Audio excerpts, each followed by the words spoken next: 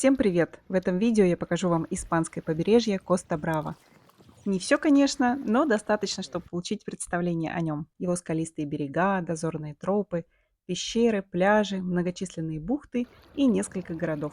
Мы посетим с вами такие города, как Льорет-де-Мар, Тоса-де-Мар, Бегур, Сагаро, средневековый Ульястрет, Сан-Мигель-де-Флувия, Кадакес, Порт-де-ля-Сельва, залив Айгуаблава и множество прекрасных бухт и пляжей. Коста-Браво – это участок Средиземноморского побережья в Испании на северо-востоке Каталонии протяженностью около 162 километров от города Бланес на север до границы с Францией.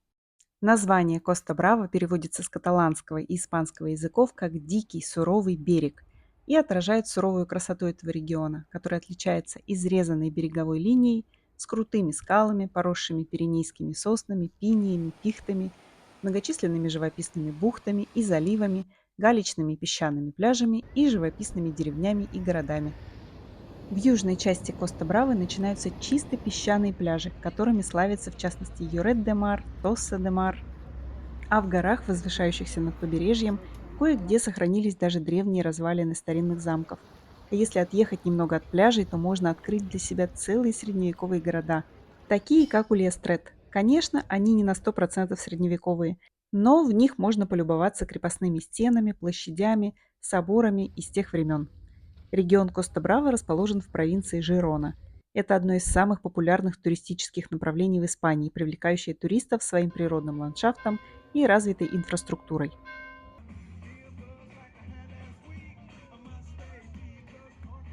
Для региона характерен средиземноморский климат.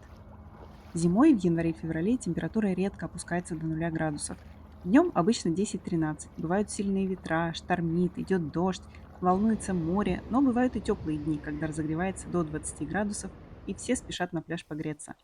Летом в июле-августе днем обычно 28-31, а ночью 25-26. Все берут отпуска и проводят время на море. Среди самых известных курортных городов Коста-Бравы – Бланес, Тоса-де-Мар и Йорет-де-Мар. Многое связано здесь с жизнью и деятельностью знаменитого испанского художника, скульптора, писателя и режиссера Сальвадора Дали. Театр-музей Сальвадора Дали в Фигейросе, дом-музей Дали в Кадакесе и замок Гала Дали, подаренный художником своей музе и возлюбленной. Сами каталонцы любят это побережье за живописные бухты, лазурные воды, за то, что летом тут прохладнее, чем в южной части Испании и даже Барселоне. Когда в августе в Барселоне невыносимо жарко, днем 33-34 и ночью столбик термометра едва ли опускается до 27, а вода в море такая теплая, что в ней много медуз, сбежать на Коста-Браву на выходные, на пару недель или на весь август – одна из неплохих и довольно привлекательных опций для местных. Поэтому на автомагистралях, ведущих на север от Барселоны, пробки.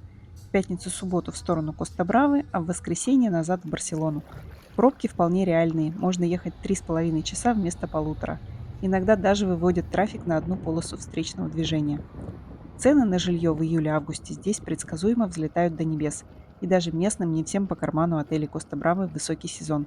Поэтому выходом с положения будет снять комнату или апартаменты на Airbnb не на первой линии у моря, а в 10-15 минутах езды от пляжа. Итак, первый город, который мы с вами будем обозревать – Йорет-де-Мар или Льорет-де-Мар. Тут я прожила 3 месяца, с января по апрель. Йорет – излюбленное место наших соотечественников, потому что тут относительно недорого по сравнению с остальной Коста-Бравой и, в принципе, все достоинства Коста-Бравы под рукой. Широкие пляжи с крупным красивым песком, не сравнить с Барселоной, береговые тропы, с которых открываются бесподобные виды на скалистые бухты с соснами и бирюзовой водой, небольшие пляжики, доступные только с тропы или моря. Здесь 2 крупных пляжа. Основной, конечно же, переполнен в высокий сезон, и пляж в части города под названием Финалс приятнее, но сам пляж меньше и тоже битком. Вот так выглядит Йорет-де-Мар зимой.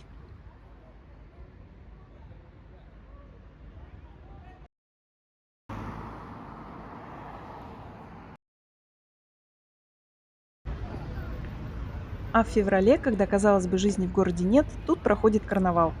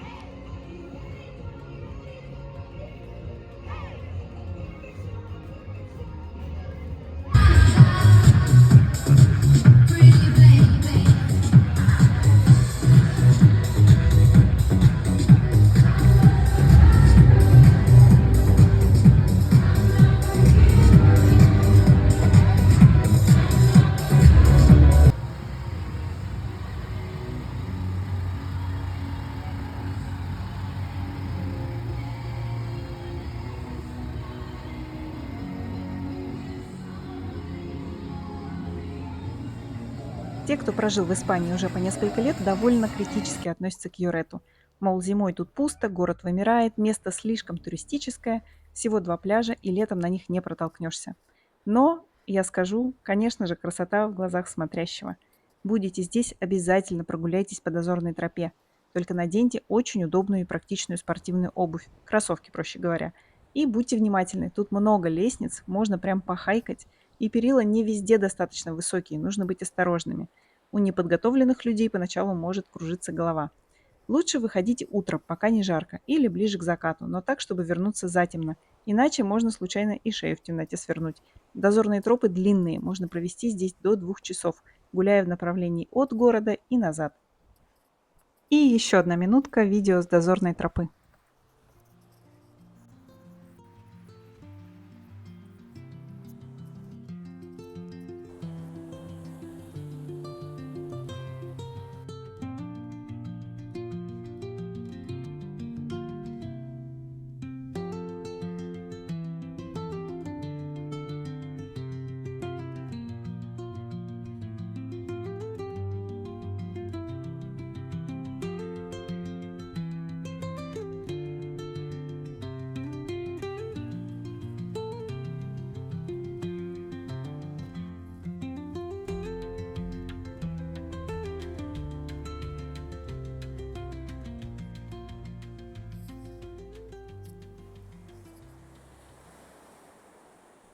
Следующий город на очереди – Тосса-де-Мар. Здесь еще красивее. Бирюзовая вода, как на открытке. Начинают появляться лодки и яхточки. Есть большой пляж и пляжи поменьше. Кроме пляжного отдыха, здесь также можно прогуляться по старому городу, известному как Вилла Вейя. Это средневековая крепость, единственная в своем роде на каталонском побережье, объявленная историко-культурным памятником. Его можно исследовать по узким улочкам, вымощенным морской галькой, осмотреть каменные дома и посетить такие достопримечательности, как старая церковь Святого Висента внутри крепостных стен, маяк Тоссы, находящийся на скалистом берегу и открывающий живописные виды на побережье, и музей Тоссы-де-Мар. В паре километров от Тоссы есть классный платный пляж в небольшой бухте Кала-Живерола. Тут меньше людей, очень живописное море и скалы, а также можно поплавать с маской. А вот пляж Сатуна, примерно в 3 километрах к востоку от города Бигур.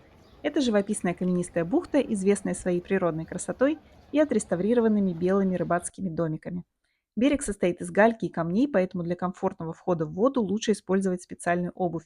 Кстати, это хорошее место для снорклинга. На пляже есть души, рестораны и бары. Парковочных мест немного, особенно в высокий сезон, поэтому рекомендуется приезжать пораньше. А это Айгуаблава, еще один небольшой залив недалеко от Бигура, с небольшим пляжем и несколькими ресторанами. Бронировать столик лучше накануне или даже за пару дней. Рестораны разной ценовой категории. Тот, что более доступный, конечно же, забронирован заранее. Тот, где есть столики, подороже. Это популярное место для стоянки парусных и моторных лодок. С парковкой здесь тоже сложно, впрочем, как и везде на Коста-Браве. Больше даже не буду обращать на это внимание. А это буквально один кадр с большого пляжа из города Сагаро, в живописной бухте. Как видите, количество лодок и яхт прибывает. Практически на каждом пляже есть пункты проката каяков и падлсерфов, так как эти виды спорта очень популярны и идеально подходят для осмотра спокойных бухт и заливов побережья. А если вам вдруг захочется сменить картинку и немного культурно отдохнуть, приезжайте на обед или ужин, а также погулять в средневековый Ульястрет. Здесь очень красиво, спокойно и почти нет туристов. Ну а мы с вами едем дальше, на самый север Коста-Бравы и прибываем в Кадакес. Этот город находится очень близко к границе с Францией, так близко, что испанский мобильный оператор то и дело приветствует во Франции. И здесь вы встретите очень много французов. Обязательно погуляйте по старому городу, его можно обойти весь за один вечер. Зайдите в собор, на смотровую площадку возле собора. Здесь очень приятные рестораны. Опять же, если хотите посидеть на закате с красивым видом, бронируйте заранее. Машину в аренду также нужно бронировать заранее, хотя бы недели за 2.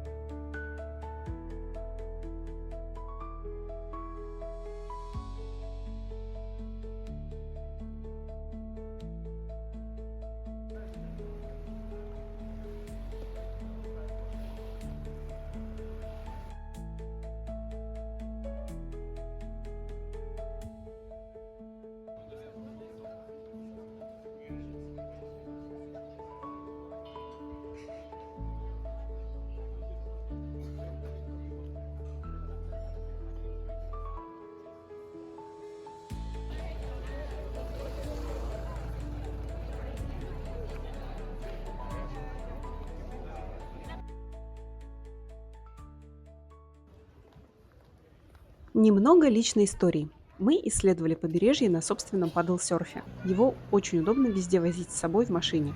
Он легко надувается и сдувается.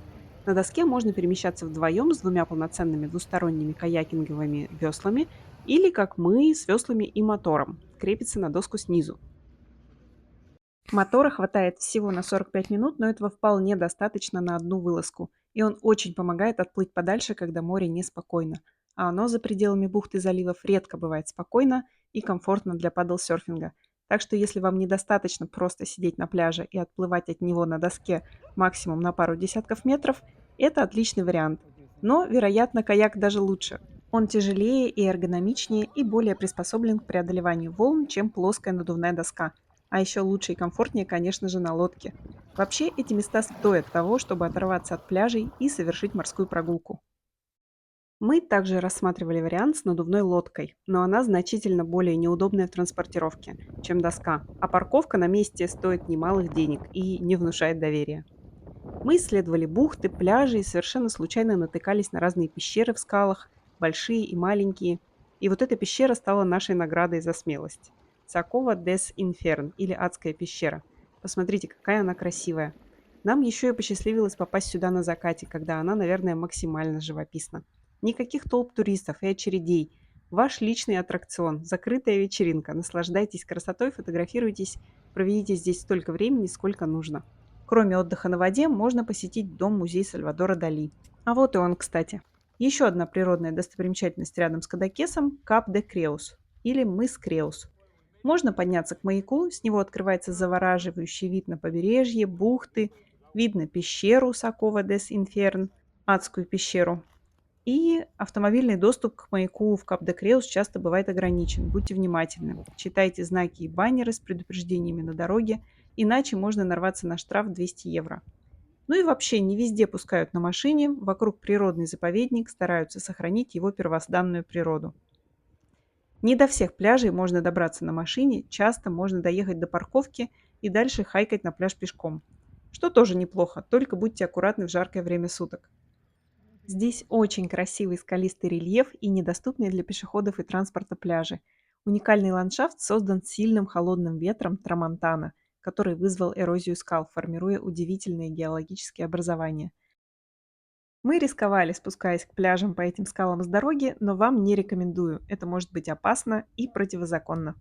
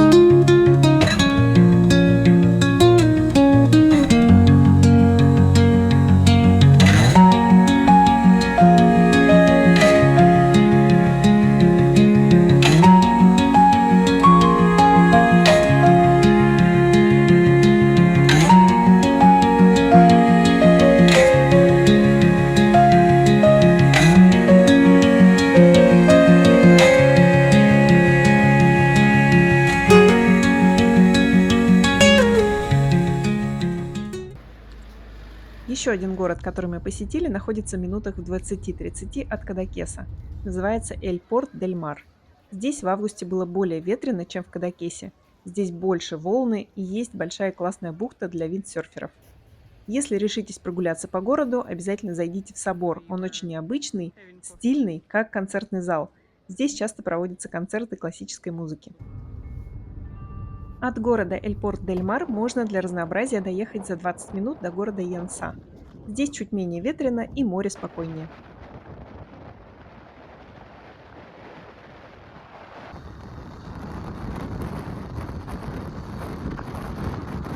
И последнее, но оттого не менее впечатляющая, на самом деле может быть даже одна из самых запоминающихся локаций на побережье Коста-Браво – поселок Тамариу. Мы посетили его последним, и он поставил яркую точку в нашем летнем путешествии. Чем же он так хорош? Поселок расположен среди очень живописных, разноцветных, поросших соснами скал. Кристально чистая вода в этом районе – одна из самых чистых на побережье.